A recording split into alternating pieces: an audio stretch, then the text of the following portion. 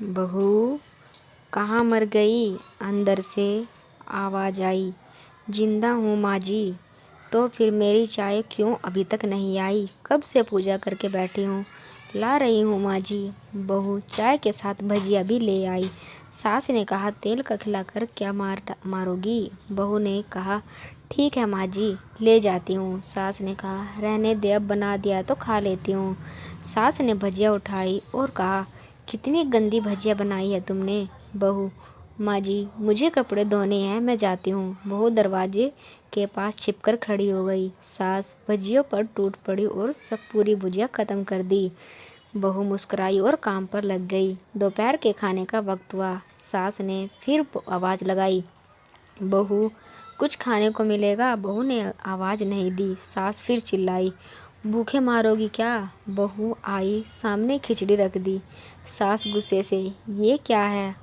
मुझे इसे नहीं खाना, इसे ले जाओ। बहू ने कहा आपको डॉक्टर ने दिन में खिचड़ी खाने को कहा है, खाना तो पड़ेगा ही। सास मुंह बनाते हुए, हाँ तू तो मेरी माँ बन जा। बहू फिर मुस्कुराई और चली गई।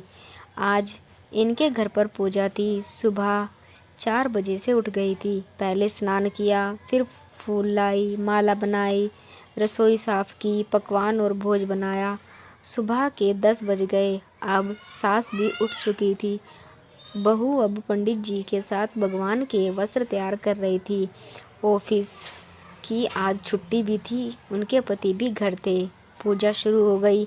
सास चिल्लाती हुई, बहू ये नहीं है, वो नहीं है। बहू दौड़ी दौड़ी आती और सब करती। अब दोपहर के 3 बज गए थे। आरती की तैयारी चल रही थी। पंडित जी ने सबको आरती के लिए बुलाया और सबके हाथों में थाली दी। जैसे ही बहू ने थाली पकड़ी, थाली हाथों से गिर पड़ी। शायद भोज बनाते हुए बहू के हाथ में तेल लगा था, जिसे वो पोंछना भूल गई। सारे लोग तरह तरह की बातें करने लगे। कैसी बहू है, कुछ नहीं आता, एक काम भी ठीक से नहीं कर सकती, ना जाने कैसी बहू उठा लाए। एक आरती की थाली भी नहीं संभाल सकी। उसके पति भी गुस्सा हो गए और सास चुप रही, कुछ नहीं कहा, बस यही बोल के छोड़ दिया, सीख रही है, सब धीरे धीरे सीख जाएगी। अब सबको खाना परोसा जाने लगा। बहू दौड़ दौड़ के खाना देती, फिर पानी लाती। करीब 70-80 लोग हो गए थे। इधर 2 नौकर और बहू अकेली, फिर भी वहाँ सारा काम बहुत ही अच्छे तरीके से करती। अब उसकी सास और कुछ आस पड़ोस के लोग खाने पर बैठे। बहू ने खाना परोसना शुरू किया। सबको खाना दे दिया गया। जैसे ही पहला निवाला सास ने खाया, तुमने नमक ठीक नहीं डाला क्या? एक काम ठीक से नहीं करती, पता नहीं मेरे बाद ये घर कैसे संभालोगी? आस पड़ोस वालों को तो जानते ही हो ना साहब, बस बहाना ढूंढते हैं नुक्स निकालने का। फिर वो सब शुरू हो गए, ऐसा खाना है, ऐसी बहू है, ये वो वगैरह वगैरह। दिन का खाना हो चुका था। अब बहू बर्तन साफ करने नौकरों के साथ लग गई। रात में जगराता का कार्यक्रम रखा गया था। बहू ने भी 1-2 गीत गाने के लिए स्टेज पर चढ़ी। सास जोर से चिल्लाई, मेरी नाक मत कटा देना, गाना नहीं आता तो मत गा, वापस आ जा। बहू मुस्कुराई और गाने लगी। सबने उसके गाने की तारीफ की, पर सास मुंह फुलाते हुए बोली, इससे अच्छा तो मैं गाती थी जवानी में, तुझे तो कुछ भी नहीं आता। बहू मुस्कुराई और चली गई। अब रात का खाना खिलाया जा रहा था। उसके पति के ऑफिस के दोस्त साइड में ही ड्रिंक करने लगे। उसका पति, थोड़ा बर्फ़ लाओ, तो सास चिल्लाती, यहाँ दाल नहीं है। फिर चिल्लाता, कोल्ड ड्रिंक नहीं है, पापड़ ले आओ। इधर उधर आखिरी में उसके पति की शराब गिर पड़ी उसके एक दोस्त पर और बोतल टूट गई। पति गुस्से में 2 झापड़ अपनी पत्नी को लगाते हुए कहता है, जाहिल कहीं की, देखकर नहीं कर सकती, तुझे इतना भी काम नहीं आता।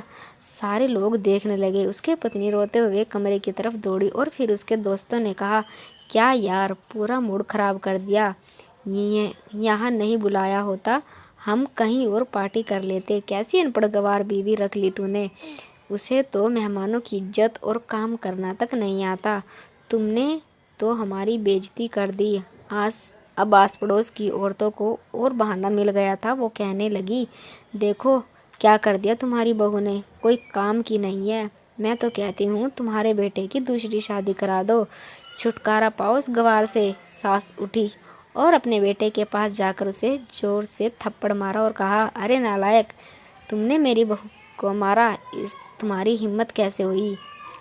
तेरी टांग तोड़ दूंगी। उसके बेटे के दोस्त कुछ कहने ही वाले थे कि उसकी माँ घूरते हुए कहा, चुप, बिल्कुल चुप। यहाँ दारू पीने आए हो, जबकि पता है आज पूजा है और तुम्हें पार्टी करनी है। कैसे संस्कार दिए हैं तुम्हारे माता पिता ने? और किसने मेरी बहू को जाहिल बोला? जरा इधर आओ, चप्पल से मारूंगी अगर मेरी बहू को किसी ने एक शब्द भी कहा। अरे पापी, तूने उस लड़की को बस इसलिए मारा कि तेरी श्राप टूट गई। पापी, वो बच्ची सुबह 4 बजे से उठी है, घर का सारा काम कर रही है, ना सुबह से नाश्ता किया है ना दिन का खाना खाया है, फिर भी हंसते हुए, सबकी सुनते हुए, ताने सुनते हुए घर के सारे काम में लगी है। तेरे यार दोस्त को वो अच्छी नहीं लगी?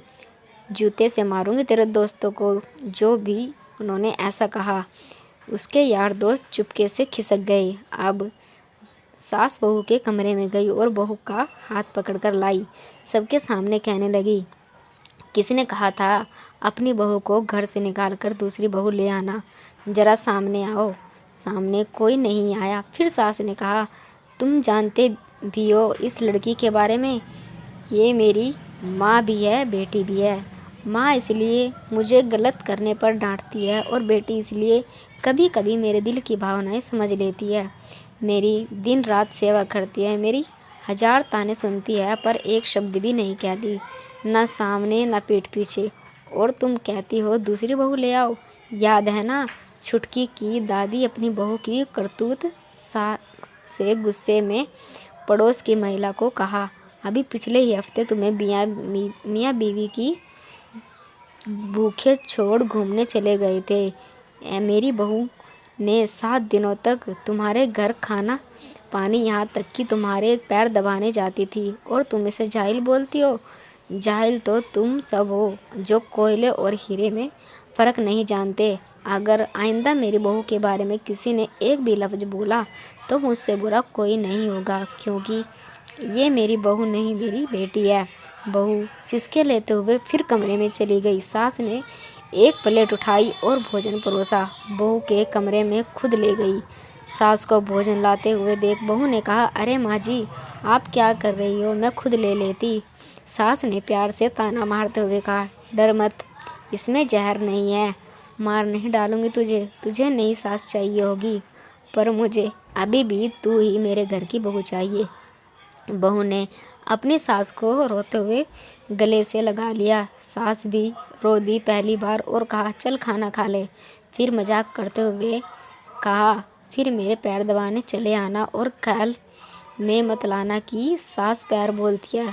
किसी दिन मैं इसका गला दबा दूंगी, क्योंकि कभी मैं भी यही सोचती थी। और दोनों खूब हंसने लगती है।